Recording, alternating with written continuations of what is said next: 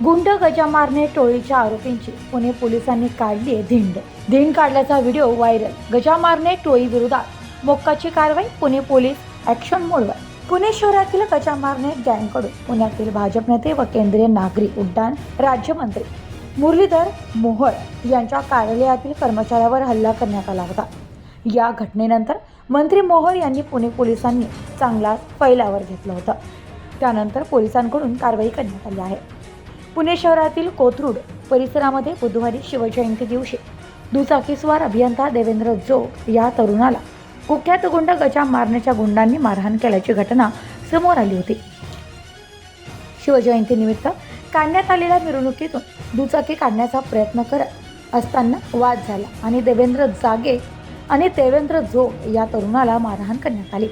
या मारहाणीत तरुणाच्या नाकाला आणि पायाला गंभीर दुखापत झाली आहे।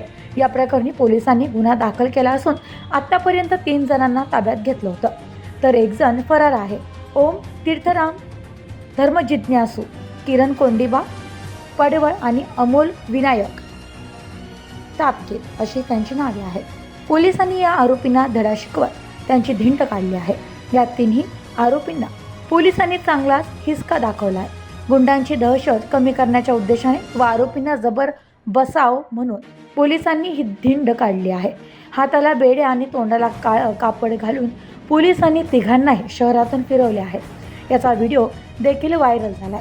तसेच या टोळीविरोधात आता मोक्का लावण्यात आलाय। सुरक्षित तरुणाला विनाकारण मारहाण करून दहशत निर्माण करणाऱ्यांना सुशिक्षित तरुणाला विनाकारण मारहाण करून दहशत निर्माण करणाऱ्यांना सोडू नका। एवढेच काय तर त्यांना वाचविण्यासाठी येणाऱ्यांच्या विरोधात देखील कडक कारवाई करावी असे आदेशही मोहोळ यांनी दिले आहेत। Bureau report, news today 24 Pune.